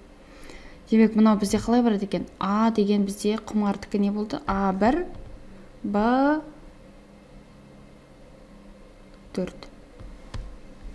А1, Б4 болады. Иә. Мына қарағым Ләйлә, сені де көрген қасіретің аз емес деп тұр ғой. Бұл енді бағанағы Ләйләні шығарманың соңында ел алдына алып шығып, бізде осындай бала бар деген сияқты айтамыз деп кеп айтады ғой. Ләйләға сөйтіп айтайын деп тұрмыз деп, сенен басқа бала енді ауылда жоқ болып тұр деген кезде Ләйлә өте ауыр сезінеді, иә. Онсыз да ауырып жатқан. Енді кеп осындай сөз айтқанда жамандықтың белгісі болғысы келмейді. Шығармамен танысасыздар, болашақта оқымаған болсаңыздар. Бауыржан Момышұлының Ұшқан не повесіндегі кейіпкерлер сөзін сөз иелерімен сәйкестендіріңіз дейді. Сен немене, аталарыңа сәлем беруді ұмытқанбысың деп сыбырлады. Бұл қайсысы? Бірден көрініп тұр деп ойлаймын, иә. Өйткені аталарыңа сәлем бер деп тұрған кім болып тұр? Бауыржанға жақын біреу, иә. Бауыржанға жақын болса кім? Әкесі. Момыш. Ары қарай, ал кәне балапаным қанаттанып қашан ұшасың дейді. Мына сөз, мына жері ерекше. Бауыржан Момышұлының бейнесін білесіздер, иә? Бауыржан Момышұл деген кім ол?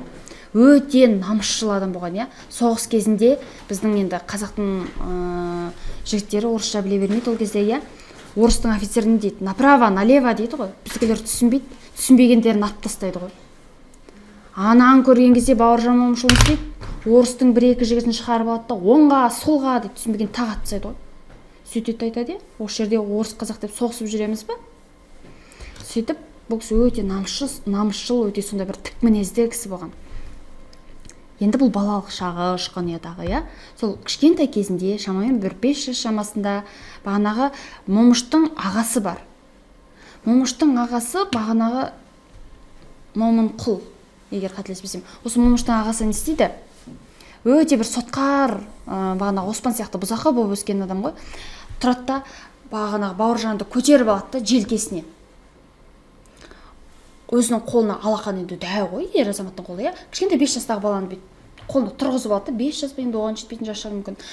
Қолына тұрғызып алып, кішкентай кезінде, иә. Ал тұра ғой деп қызық көреді ғой соны, тұрғызып қойғанда, иә. Бауыржан Момышұлы ана адамның алақанында тұрып тұр, иә. Ол да намыс көріп, иә, бүйтіп отыруға не істейді ғой, намыстан тұрып алады, иә, бүйтіп тіп-тік болып. Сосын тұрады да, бағанағы бас киім, құлақшына бар бас киім болады, білесіздер ма? Енді білмесеңіздер, қалың бас киім болады, қыстың күні басқа киіп жүретін. Сол бас киімді бүйтіп неге іледі да, кіреберіс босағаға өзін төмен былай доп-домалақ қылып іліп қояды.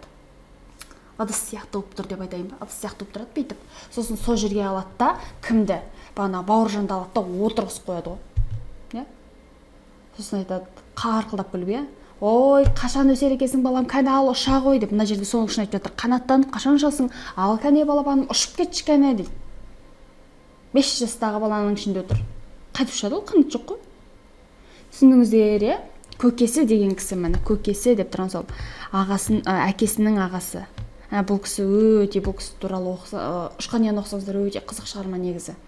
Осы жерде өте талай қызықтар болды бұл кісімен. Қыз тумастың мінезі бар ғой бір жағынан, иә, әжесі. Ары қарай қонақтар қатысқан жай, иә, әжесінде қатысы жоқ бұл жаққа. Марат Қабанбайдың Бауыр әңгімесінің сюжеттік элементтерін оқиғалармен сәйкестендіріңіз дейді. Сюжеттік элементтері ма? Ол не айтып тұр екен? Оқиғаның шешімі дейді. Манаптың Волгаға отырып вокзалға баруы, Манаптың омбыдағы балалар үйіне келуі, Қалидің кенет жаттығуы. Мынау енді сюжет еске түсірейік. Бұл шығарманы оқыған болсаңыздар, білесіздер. Банағы Манап Симбатович деп айтады, иә. Манап деген жігіт өзінің банағы бауыры Қалиды кіші кезінде 2 жас шамасында балалар үйіне өткізуге тура келеді. Өйткені жағдайлары өте ауыр болады, ішіргенде тамақ таппайды, былайша айтқанда сондай деңгейде қиын жағдайда болады.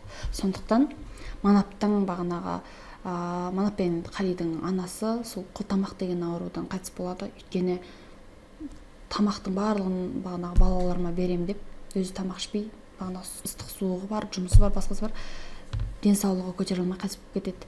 Кейін әкесі осы Манап, Қали үшеуі қалады.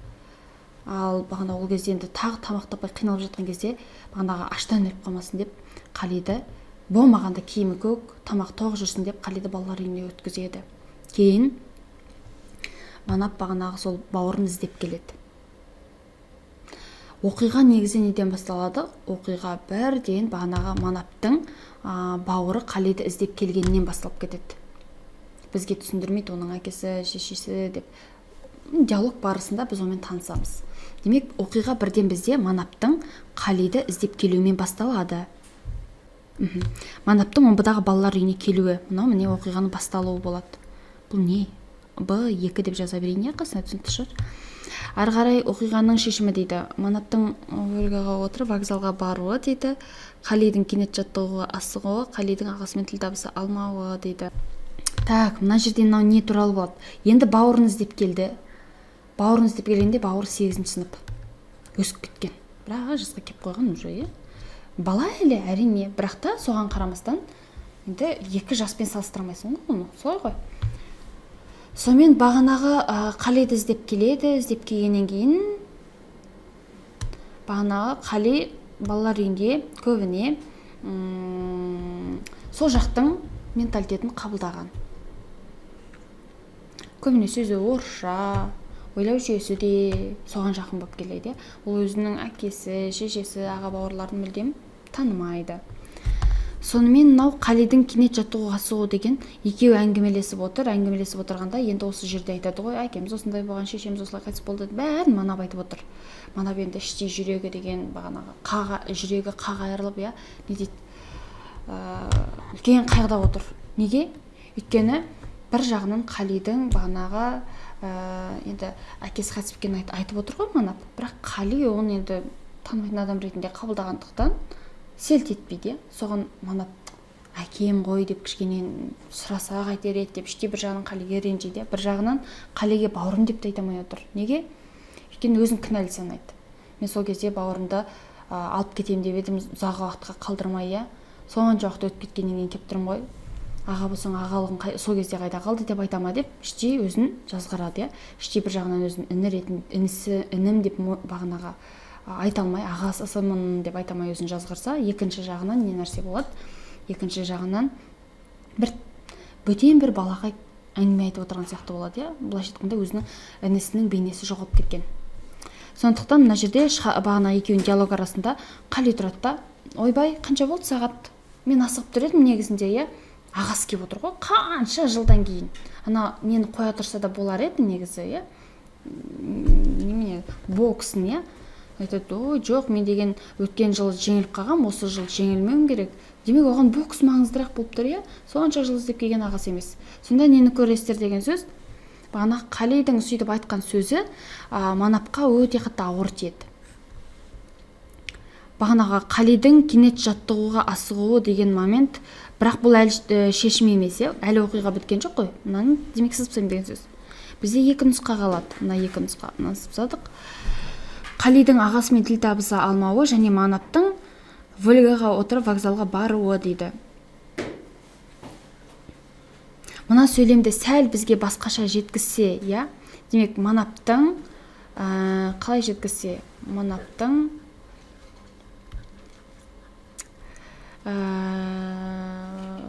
анау үзіндісін алса, сүлесоқ дейді ғой, құр бағана кеудесі ғана өзі денесін ғана алып шығады да, таксиді қалай тоқтатқанын да білмей вокзал деп айтады да, таксиге бірден құлайды.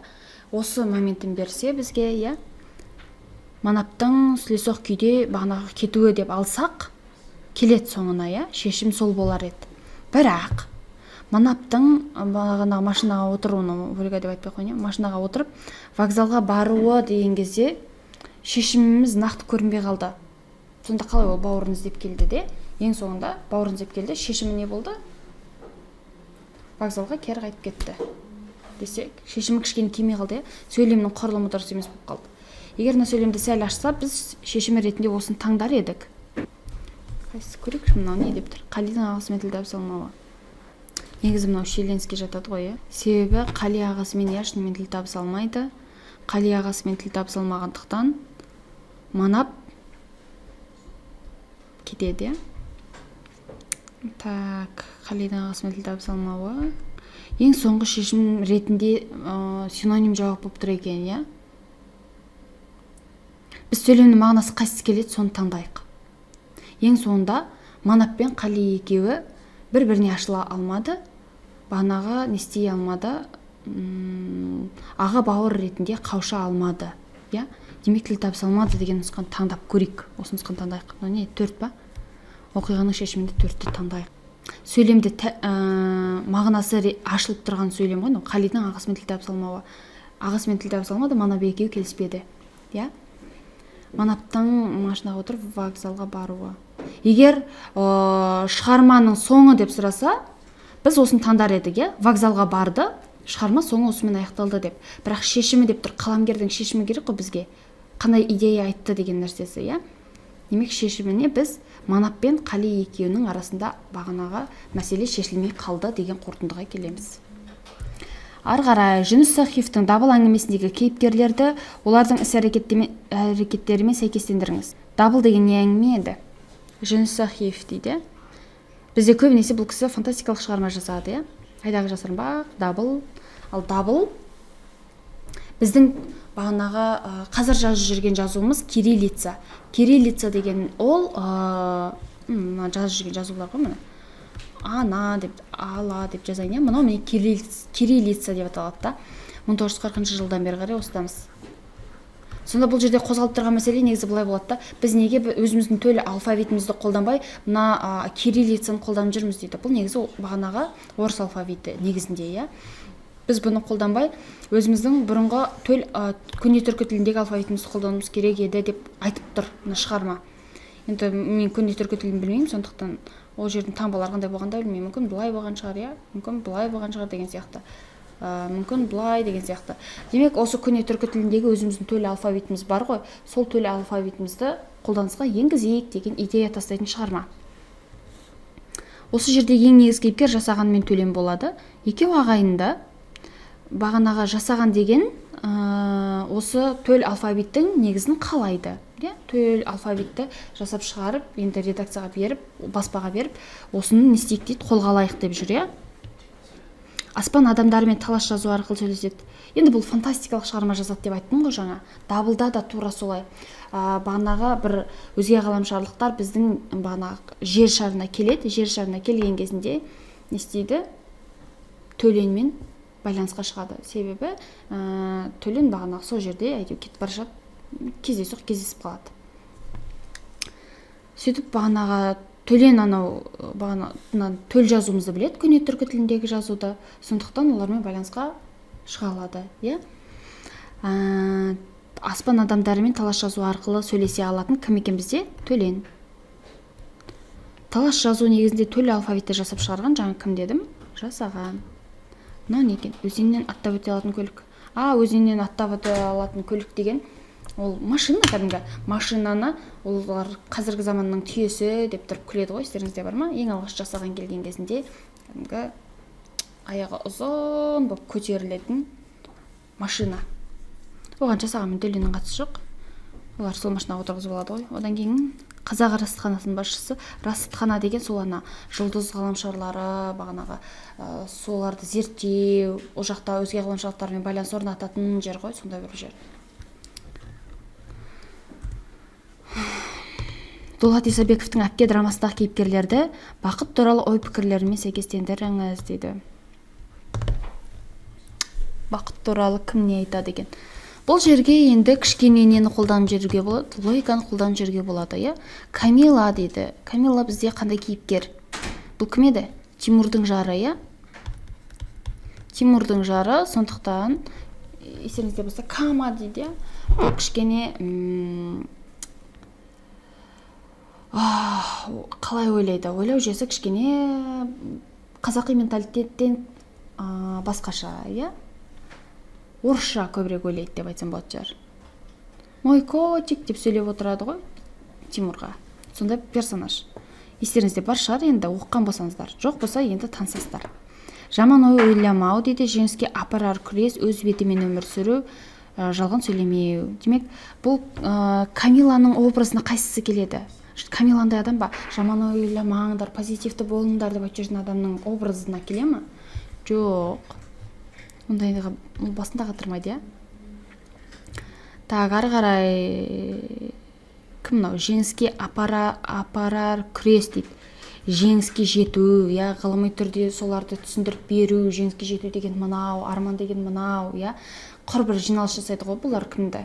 Қамажай деген әпкелердің жұмысқа шығу туралы. Сол кезде де сонда бір философиялық ойлар тастап отырады, иә.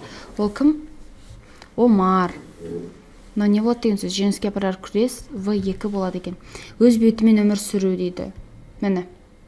Өз бетімізбен ақ өмір сүреміз деген идея кімде тұр бізде? Камилада тұр екен. Ой, 3. Жалған сөйлемеу деген мынау екеуінде де қатысты емес. Демек сіздерге көбірек арасындағы диалогқа мән беру керек болады екен, иә? Так, осымен 31-35 аралығындағы сәйкестендіру сұрақтар бітті. Енді 36 және 40 аралығын қарастырамыз. Көп нұсқалы. Абай Құнанбайұлының поэмаларының ішінен гуманистік ой пікірін терең танытатын белгілі тарихи тұлғаға арналған поэмасы немесе поэмалар дейді. Абайда жалпы өзі 3 поэма ғана бар. Біз білетін, иә? Бізге жеткен. Қандай? Ескендір, Масғұт, сосын Әзім әңгімесі деген. Соның ішінде міне гуманистік ой пікірін терең танытатын белгілі тарихи тұлғаға арналған дейді. Тарихи тұлғаға арналған шығармасы біреу ғана, иә? Ол кім? Ескендір поэмасы. Ой. Масғұт ше? Масғұтты білесіздер. Бұл жерде ешқандай тарихи кейіпкер жоқ, иә? Масғұттың алдынан бағанағы қария шығып, оған көмектесіп қап, 3 түрлі жеміс таңдап сөйтетін шығарма ғой бұл. Қалғандарына варианттарды көре салайық. Бірден сөйтіп тауып да болады. Еңлік Кебектікі кім? Бұның енді 3 түрлі авторы бар, иә? Поэмасын жазған Шәкәрім Құдайбердіұлы, пьесасын жазған Мұхтар Әуезов және Абайдың Мағауия деген баласы да осы Еңлік Кебек поэмасын жазады. Тотынама, бұл біздің шығарма емес, Тотынама деген бұл шығыстық шығармалар. Мың бір түн де шығыстық шығармалар. Масғұт Абайдікі, бірақ мынаған қатысы жоқ, Қалқаман Шәкәрім Құдайбердіұлынікі, иә? Ұшқан ұя повесінде Бауыржанның ерекше жылы сезіммен еске алатын әпкесі немесе әпкелері дейді. Бауыржан Момышұлы, иә? Мына жерде бірден сіз тастайтын варианттарды айтайық. Қыз тумас деген кім? Әжесі. Сұрақ қандай? Әпке, иә? Демек, қыз тумас деген вариант сызбаймын. Рәзия деген кім? Анасы. Ұзаққа бармайды, бөксенді ұзақ өмір сүрмейді. Ары қарай бізде мына 4 кейіпкер қалды. 4 кейіпкердің ішінде Жамал деген кейіпкер бар ма? Жамал деген кейіпкер жоқ. Бақытсыз Жамалда Жамал бар. Ұшқанияда Жамал деген кейіпкер жоқ. Қалампыр деген бақытсыз Жамалда бар. Бәйбішесі Сәрсенбайдың мұнда жоқ. Демек 2 вариант қалады. Мұнда не бір дұрыс жауап бар, не 2 дұрыс жауап бар деген сөз. Әлиман және Үбиян деген екеуі қалады екен. Егер кейіпкермен жақсы таныспасаңыздар. Үбиян деген әпкесі өте жұмсақ болып келеді, Бауыржанның өзіне өте жақын тартады, естеліктерінде айтады ғой. Мені көтеріп алып, айналдырып, бағанаға еркелетіп жүретін деп. Әлиман қандай болады? Әлиман әпкесі, Бауыржанның.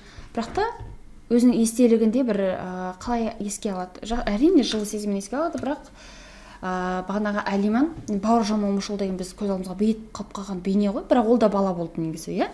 Сонда бала кезінде қораға бағанаға қызықтырып әкеп қамайды да сыртын ермен байлап кетеді ғой. Ер деген ер дегенді түсіндірсің ма? Аттың үстінде болатын ер болады ғой, ер. Сол ермен сыртын бағана байлап қойып кетеді анын. Қораның сыртын есікті жауып тастады да, не істеді? Құрбыларына барып қайтайын деп ойнап кетіп қалды. Ол да бала ғой, әпкесі Алиманда ол кезде. Сөйтіп, ойбай, қораның ішінде қап-қараңғыда 5 жастағы бала қалып қалса не істейді бала? Бірден намысшылданып, дей ма? Жоқ, әрине. Бауыржан да жылайды. Ойлаңыздар енді, Бауыржан момышұлы. Сөйтіп, еске алады. Демек, бұл жерде бізде екеуі дұрыс. Жүсіпбек Аймауытовтың Ақбілек романынан алынған кейіпкер дейді. Бұл енді бұрыннан келе жатқан сұрақ. Нұсқа талдап жүрген болсаңыздар, өте көп кездесетін сұрақ қой. Таңқы мұрын, бадырақ көз, шұнақ құлақтау, жарбақтау, кірпіш шаш, қырыс маңдай, қара сұр жігіт дейді. Жасым 35-те деп айтады. Жалғасы бар. Кім бұл? Жақсы кейіпкер емес негізі. Қараңыздар, таңқы мұрын, бадырақ көз, шұнақ құлақтау дейді. Байқасаңыздар, жағымды кейіпкерлерді бұлай сипаттамайды, иә? Демек, Жүсіпбек Аймауытовта Ақбілекте кім сипаттаған екен? Іскендір деген кім? Екі түрдіке кейіпкер бар, біреуі Диуана, біреуі Ақбілектің баласы. Екеуінде де бұндай сипат жоқ. Балташ деген кім? Ақбілектің бағанағы жары, иә? Оны үйтіп сипаттамайды. Офицер, қарамұрт офицер. Ақбілекті алып кеткен кейіпкер, оны да үйтіп сипаттамайды, иә? Қарамұрт екеуі бір адам ғой. Ары қарай Төлеген деген ағасы Ақбілектің. Мұқаш деген Ақбілекті ұстап берген кейіпкер, осы кейіпкер. Сансызбай Сарғазғаевтың Тәміш қара повесінде Ертай Шаншатаймен ең алғашқы кездескен кезге сәйкес нұсқа дейді. Тәмпіш қараның сюжеті еске түсіріп отырамыз. Ертай мен Шаншатай қай кезде кездеседі? Бағана мен сипаттап айттым сіздерге. Көзі өлімтік малдың көзі сияқты, өзі сұрақ белгі сияқты болып жүретін, терісі қабырғасына жабысып қалғандай арық, қолы дейді, көсеу қол дейді. Демек қолы дәу дейді, соңымыздан арық сұрақ белгі сияқты болып жүр, еще қолы қандай үлкен дейді. Сол Иманбек деген кейіпкер ол. Сол мына жердегі көсеу қол немесе Иманбек деп айтатын кейіпкер. Ертай Шаншатаймен ең алғаш кездескенге дейін осы Иманбекпен не істейді? Ертай екеуі сөз таластырып қалады. Себебі бұлар өзен жағасына шомылуға барады. Өзен жағасына шомылуға барған кезде Иманбек бағанағы киімдерін алып тапсайды ғой. Ал Ертай анаған кеп не дейді? Қарғысын жаудырады, иә? Атар таңды көрмесін, батар күнді көрмесін деп тұр. Ойбай, кіп-кішкентай бала сонда қарғыс біледі. Сөйтіп мына Ертай деген бала сөйтіп айтқанда сен Иманбек жүгіріп келеді ғой. Кімді айтып тұрсың деп. Кім киімді алған болса соны деп екеуі деген екі жақта не істейді? Төбелесіп кетеді, иә? Енді сөйтіп жатқанда оларға Шаншатай деген кім? Тәмпіш қара. Шаншатай келіп қалады, иә? Шаншатай келіп қалып бағанағы Иманбек енді айттым ғой, көсеу қол бүйтіп қалған деп. Ертай кішкене одан қарағанда кішірек, иә? Соған қарамастан бүйтіп тұр ғой. Бағаратта Ертайды бүйтіп жұлқылап жатқан кезде Иманбек Шаншатай келіп көмектесіп араша түсіп, иә? Иманбекті бір ұнатып жібереді. Ол енді сол ауылда әбден бүйтіп дөдеңдеп үйреніп қалған бала ғой, Иманбек деген. Тұрып өзінше Шаншатайға қарай жүгіргенде бәрібір күші жетпейді екінші ретінде де, иә? Сөйтіп осындай эпизодта кездеседі. Енді сол эпизодты іздейміз. Су басында Иманбек екеуінің арасында шатақ басталады. Шатақ деген сол проблема. Я. Так, Октябрь балалар газетін жабыла оқуға құмар болады, жоқ. Бұлар бірден оқып кетпейді, иә? Қазірде мысалы кітап оқы дегенсе, жоқ деп оқығың келмей тұрады ғой. Мынау енді сол сияқты ғой. Мыналар газет оқып жатыр. Кім газет оқиды қазір? Енді Октябрь балалар газетін оқытып жүрген ғой, сонда Шаншатай кеп. Бірақ мына жерге қатысы жоқ. Кейін ғой ол. Жағадағы киімдерін таппай әбден жыларманға кеп қарғыс жаудырады. Жаңа айттық, иә? Дұрыс. Газетпен бірге Октябрь балаларынан хат та келген дейді. Жоқ. Кейін болады, кейін. Қызыл ақ болып ойнап, Амангелді чаппай болуға тырысады дейді. Бұған дейін, бұл Шаншатайға дейін болып қояды, иә? Иманбекті ұшырып түсірген кейінгі эпизодтарында да бірақ айтып өтеді, иә? Біз сөйтіп ойнаушы едік, Шаншатай келгелі, біз ондай болмадық деген жерде. Бірақ бәрібір болып қойған кезінде, иә? Иманбекті ұшырып түсірген тәмпіш мұрын бейтаныс қара бала дейді. Міне, жаңа айттық, иә? Иманбек не істейді дедік? Бір ұрып лақтырады дедік, иә? Сол кез. Сөйтіп, мына жерде үшеу дұрыс екен. Асқар Сүлейменовтің Бесатар повесінде қазақтарға тұтқын болған қазақ тіліне жетік кейіпкерлер. Енді мына жерде маңызды нәрсе не? Қазақтарға тұтқын болған және қазақ тіліне жетік кейіпкерлер деп тұр екен, иә? Бесатар деген повесті бір еске түсіріп жіберейік. Бесатарда не болушы еді? бесаттарда бізде екі түрлі тұтқын бар, иә. Біріншісі, қазақтарға тұтқын болған кім? Иноземцев. Екінші, қазақтар тұтқын болған кім бар? Қазақтардан Төрехан мен Сәруар тұтқынға түсіп қалады. Мынау Мұқағалидың қасында тұтқынға түсіп қалады, иә, Иноземцев. Жақсы. Енді қазақ тілін жетік меңгерген орыс болса да, біздің болыске түлкі бұлан керек деп сөйлейді ғой, Крейгель. Сонда көрдіңіздер ма? Қазақ тілін жетік меңгеріп тұрған кейіпкер екен, иә. Бізде қазақ тілін жетік меңгерген бұл шығармада екі орыс кейіпкер бар, офицер, иә. Крейгель және Иноземцев. Екеуі ғана. Қалғандары олай жетік меңгермеген. Астарлап сөйлеп, жауап беріп, оны түсініп отыратын кейіпкерлер бұл екеуі. Сонда қазақ тіліне жетік кейіпкер бізде екеу, ал қазақтарға тұтқын болған кейіпкер тек қана Иноземцев болған. Крейгель керісінше Төрехан мен Сәруарды өзіне тұтқынға болған. Енді іздейміз. Сафроновтың аты бір аталып кеткенімен, бұл кісі жоқ, тұтқын болмайды. Голоножкин дейді. Голоножкин қазақша біледі бұлай. Бірақ та ойын толыққанды ашып жеткізе алмайды.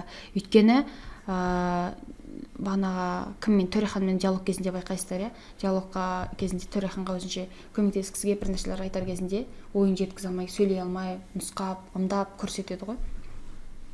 Бірақ қазақша Голоножкин түсінеді сәл де болса. Фальбаум білмейді қазақша. Бұл бағанаға Иноземцевті құтқар деп айтып отырған адам ғой, Крейгельге. Ары қарай Шура дейді. Крейгель негізі Иноземцевті Шура деп айтады, иә? Шура деп айтады. Мына жерде дұрыс вариант болу керек бұл. Так, Крейгель емес, Иноземцев. Сонда бізде Шура мен Иноземцев қана дұрыс ответ болады екен. Қазақ тіліне жетік кейіпкер, немесе кейіпкерлер дейді. Синоним жауап болып тұр ғой, сол үшін екеуі дұрыс болу керек. Осымен қазақ әдебиеті бойынша жалпы 40 сұрақтық тестті аяқтап біттік. Ішінде орташа, қиын, оңай, аралас сұрақтар болды. Осылай сұрақтарды емін-еркін талдап, шығармаларды, кейіпкерлерді жасырақ есте сақтағыларыңыз келсе, Шырақ онлайнға келіңіздер. Осымен сабақ аяқталды. Сәттілік.